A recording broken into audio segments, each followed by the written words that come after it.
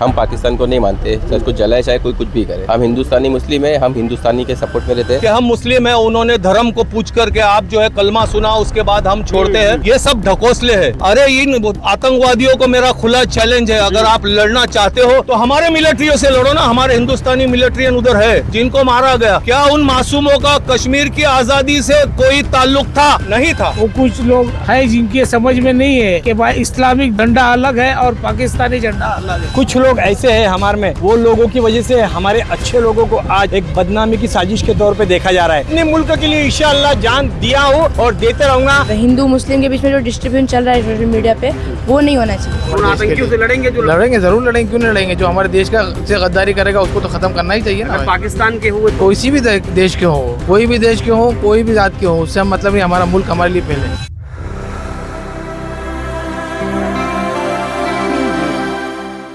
मैं इस वक्त नाला सोपारा के बोरा सन इब्राहिम मस्जिद पर हूँ। आज शुक्रवार का दिन है, जुम्मे का दिन है, लेकिन यहाँ पर मुस्लिम समुदाय की तरफ से ही आज ये ब्लड डोनेशन कैंप का आयोजन किया गया। ब्लड इकट्ठा किया जा रहा है ताकि कभी किसी को रक्त की जरूरत पड़े तो आपकी तरफ से उन्हें मुहैया कराया जाए। ये सारी मुहिमों के साथ यहाँ उपलब्ध है लोग। आइए हम उस पर बातचीत करते हैं। जो इस समय देश का, संपूर्ण राष्ट्र का सबसे प्रमुख मुद्दा है, वो है पहलगाम की घटना। वो घटना जिस पर तमाम तरह के अलग अलग तर्क, अलग अलग कुतर्क, पूरे देश में अलग अलग चर्चाएं। क्या कुछ कहेंगे यहाँ पर? पहले तो ब्लड डोनेशन कैंप हो रहा है तो उसके विषय पर, और क्या कहेंगे पहलगाम की घटना?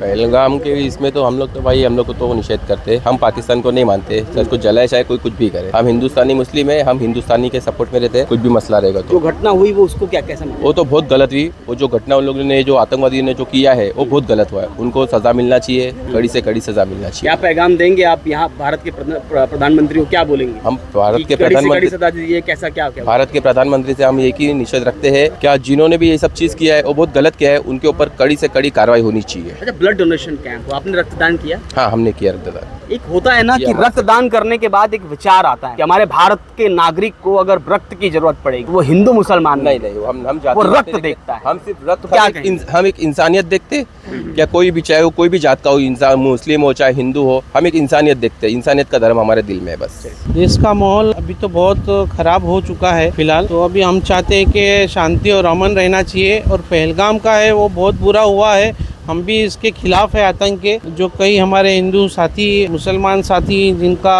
डेथ हुआ है, के भी हम निंदा करते हैं। और ब्लड ग्रुप का यह है कि लोगों को, जरूरतमंद को यहाँ ब्लड हम जो डोनेट करेंगे उनको कुछ हमारे जरिए से या फिर इनके जरिए से कुछ जरूरत हो जाए उनकी।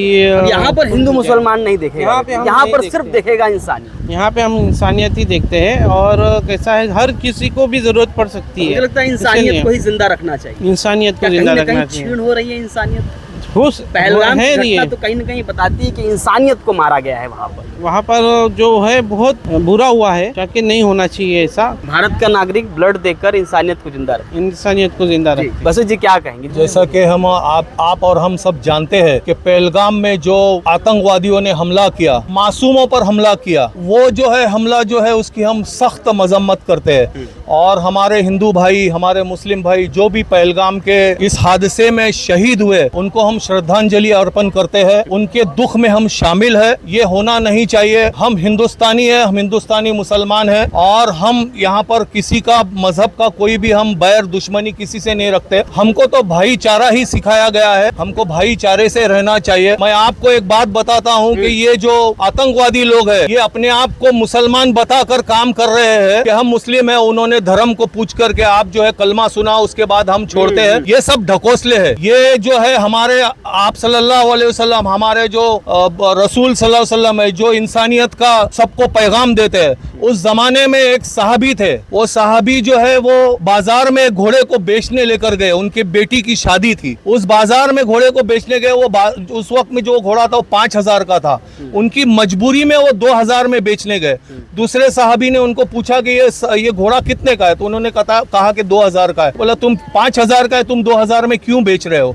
तो बोले मेरी मजबूरी है। तो वो साहबी ने दूसरे ने कहा कि मुझसे 5,000 लो, आप 2,000 मैं नहीं दूंगा क्योंकि मुझे 5,000 देने का हुक्म है। हमारे आप सल्लल्लाहु अलैहि वसल्लम ने फरमाया है कि अगर कोई मजबूर है तो उसकी मजबूरी का फायदा मत उठाओ। ये जो शहीद हुए, जो हमारे हिंदू भाइयों को शहीद किया गया, उनके औरतों को बेवा किया गया, उनके भाई बहनों को मारा गया, उनके सबके सामने, खुली आंखों के सामने, वो भी मजबूर थे। अरे इन आतंकवादियों को मेरा खुला चैलेंज है, अगर आप लड़ना चाहते हो तो हमारे मिलिट्रियों से लड़ो ना, हमारे हिंदुस्तानी मिलिट्रियन उधर है, मिलिटेंट से लड़ो, आप उनसे बताओ। और ये कायरता और डरपोक जो आपने जो उसका सबूत दिया है, आप जो है वो बहादुरी का अगर सामना करना चाहते हो तो हमारे मिलिटेंट से लड़ो, जिनके पास कुछ भी नहीं, जो निहत्ता है, बेचारे वहां घूमने को गए, मासूम लोग हैं जिनको मारा गया। क्या उन मासूमों का कश्मीर की आजादी से कोई ताल्लुक था? नहीं था। ये बात उन आतंकवादियों को जानना चाहिए था। और उन्होंने इनके साथ में जो जुल्म किया है, आप सल्लल्लाहु अलैहि वसल्लम ने फरमाया कि जो शख्स जुल्म करता है अल्लाह ताला महशर के रोज उस जुल्म का बदला लेगा। यहाँ तक के एक सींग वाली अगर बकरी ने बगैर सींग वाली बकरी को मारा है तो महशर के रोज जो बगैर सींग वाली बकरी है उसको अल्लाह ताला सींग देकर उस सींग वाली बकरी को मारने का हुक्म देगी।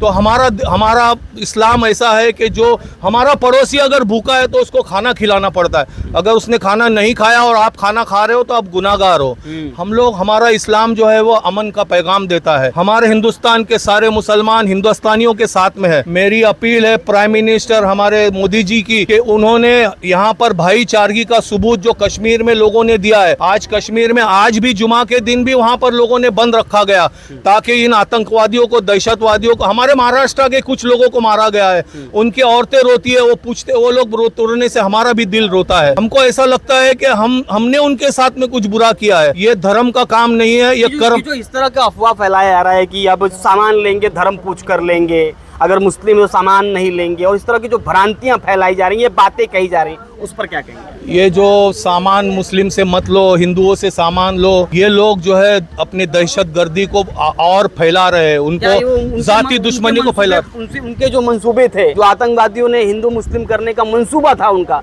वो कहीं न कहीं देश में कामयाब होता नजर नहीं आ रहा? बिल्कुल नहीं। कुछ लोग जो ऐसे है, जैसा समंदर में कुछ मछली जो है वो खराब रहती है, वो समंदर को खराब करने की कोशिश करती है, मगर समंदर खराब नहीं होता। इन लोगों की जहनियत और मेंटालिटी ही ऐसी है। मैं आपको ये बताना चाहता हूं कि हिंदुस्तान के अंदर, हमारे महाराष्ट्र के अंदर कितने दुकान ऐसे हैं जो हिंदुओं के हैं। हिंदू का जो क्लास है, हमारे जो मुसलमान है, हमारे हिंदू भाई जो है, वो वर्किंग क्लास आपको ज्यादा मिलेगा, जो जॉब ओरिएंटेड लोग है वो मिलेंगे। बिजनेस क्लास तो हम लोग है।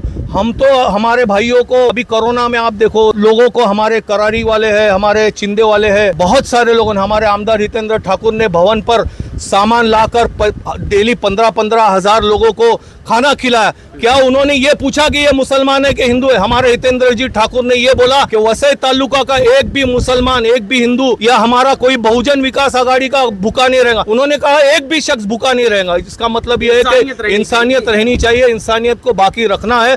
इसके लिए हमको जद्दोजहद करना है। जो हमारे हिंदू भाई है उनको भी हमारा पैगाम यह है कि आप ये जो है सियासत चल रही है, बड़ी सियासत है, इस सियासत पे ध्यान न दे और भाईचारे को कायम रखे। क्या कहेंगे आप, जिस तरीके का माहौल और अमन और शांति की तरफ एक तरफ कहा जा रहा है कि उसको बरकरार रखा जाए, लेकिन कहीं न कहीं उसको छीन होता नजर आ रहा है।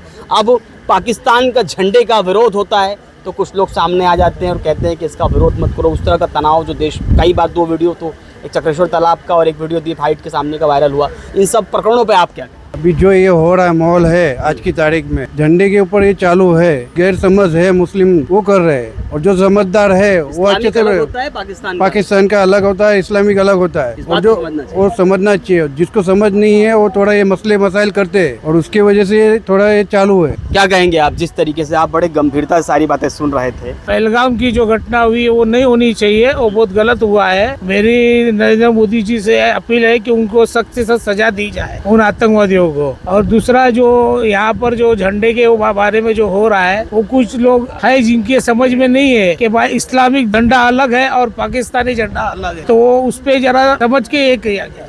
क्या कहेंगे? बिल्कुल, ये पहलगाम की जो घटना है उसके लिए मैं ये चाहता हूँ कि आज भी जो मुस्लिम कम्युनिटी है जो उसका खुल के विरोध कर रहे हैं, और कुछ लोग ऐसे हैं हमारे में, वो लोगों की वजह से हमारे अच्छे लोगों को आज एक बदनामी की साजिश के तौर पे देखा जा रहा है। तो ये हर किसी कास्ट में रहता है, सब कास्ट के लोग अच्छे नहीं रहते हैं, उसमें से 10% लोग ऐसे हैं जो खराब है, लेकिन जो 90% लोग है तो उसका एंगल ये होना चाहिए कि ये लोगों के अच्छाई के बिना के ऊपर इनको देखा जाए। ये तो समाज में कुछ समाज कंटक ऐसे रहते हैं कि उनकी वजह से पूरे समाज को बदनाम होना पड़ता है। लेकिन मैं मोदी जी को एक बार ये बता देना चाहूंगा कि अपना हिंदुस्तान मुल्क जब आजाद हुआ है तो इसमें मुसलमान का भी खून लगा है, और मुस्लिम जो है वो इसकी सरजमीन है, और यहाँ पर ही हमें दफन होना है, और इस चीज का हम इस धरती का हम नमक खाते हैं और यहाँ पर भी हम बीज बोसते हैं। तो इसीलिए मैं चाहूंगा कि हम मुल्क के गद्दारों की कभी ऐसी साजिश को हमेशा हम लोग विरोध करते रहे, और हम लोग कैसा विरोध होना चाहिए? हम लोग से विरोध ये होना चाहिए क्या वो लोगों को यहाँ से उनका दाना पानी बिल्कुल खत्म करना चाहिए, और आतंकवादी ये पूछ के नहीं आता है क्या वो मुस्लिम है क्या हिंदू है, आतंकवादी जो भी है उसको यहाँ से सरजमीन से मिटाना चाहिए। उसके लिए एक ही क्राइम होना चाहिए, क्या उसका खात्मा होना चाहिए, चाहे किसी भी विरोध का भी सरहद पे भेजा जाए कि आतंकियों से लड़िए तो क्या? बिल्कुल, मैं तो अपने मुल्क के लिए इंशाअल्लाह जान दिया हूँ और देते रहूंगा, और वो मुस्लिम का खून जो बहा है शायद उनके शहीदों की गिनती के अंदर भी मेरा एक खून लग जाए इंशाअल्लाह, और अल्लाह ताला मेरी शहादत को कबूल भी कर ले इंशाअल्लाह। जरूरत है तो हम जरूर शहादत का मकाम हासिल करेंगे। क्या नाम क्या है? अहमद खान। अहमद बेटा कौन से क्लास में पढ़ते? 9th क्लास में। क्या कहोगे, हिंदुस्तान कैसा लगता है? अच्छा लगता है, मतलब पाकिस्तान से मतलब बेटर है, मतलब ये जैसे आतंकवादी का हमला हुआ था तो ये कश्मीर में हुआ। हाँ, कश्मीर में पहलगाम में हुआ था। अभी डायरेक्ट हिंदुस्तान के जो मिलिटेंट है वो डायरेक्ट तो ना जाके पाकिस्तान में हमला कर उसके कुछ प्रोसेस होते हैं। हाँ, अभी ये कैसा डायरेक्ट हमला करते हैं, तो मतलब ये मजलूमों पर हमला करते हैं, डायरेक्ट मिलिटेंट पे आप हमला नहीं करते, इनको डर है। इतना कड़ा विरोध करते हो इस बात, कैसा लगता है? क्या लगता है कि इस पर ये एक्शन होना चाहिए? क्या क्राइम होना चाहिए, मतलब एक राइट बिठाना चाहिए इसके ऊपर, मतलब एक कार्रवाई होनी चाहिए, बस कड़ी कार्रवाई।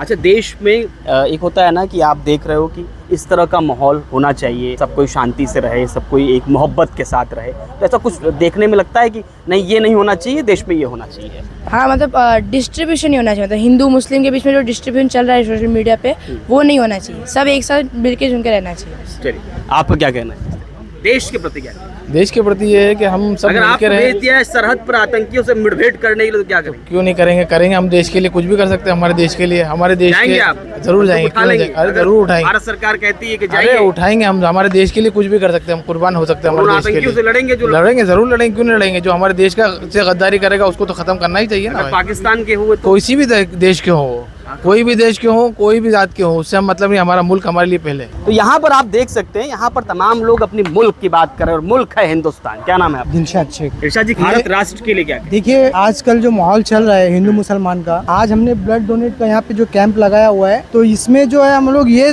सोच करके ब्लड डोनेट नहीं कर रहे हैं कि ये ब्लड या मुसलमान को जाएगा, ठीक है। हम ब्लड डोनेट कर रहे हैं, ये किसी भी इंसान को लग सकता है, एक इंसान को, ठीक है। ये ब्लड डोनेट कर रहे हैं कि चलो ठीक है, कोई मजलूम है, कोई एक्सीडेंट हो गया या कुछ हो गया, कुछ भी, हमारा हिंदू भाई क्यों ना हो, अगर उसका एक्सीडेंट हो जाता है तो उसको ब्लड डोनेट हम यहाँ से करते तो वहाँ तक इंशाल्लाह पहुँच ही जाता है। तो इसी तरह से यार हर कोई अगर मिलजुल कर चलेगा तो भाईचारा एक बना रहेगा, ठीक है। अब भाईचारा कायम होना, कायम रहेगा अगर, हाँ। लेकिन आज जो वहाँ पहलगाम में हुआ उसकी निंदा करते हैं, वो बहुत, अगर आपको कहा जाए चलिए लड़िए उनसे, आतंकवादियों से हमें भेज दीजिए, हाँ भेज दो, लड़ने के लिए तैयार है, हम उससे पीछे नहीं तैयार। देखो, आज ये मुसलमान कोई भी हो, अगर सच्चा हिंदुस्तानी रहेगा ना तो वो कभी भी पीछे नहीं हटेगा। अच्छा, आप हटेंगे?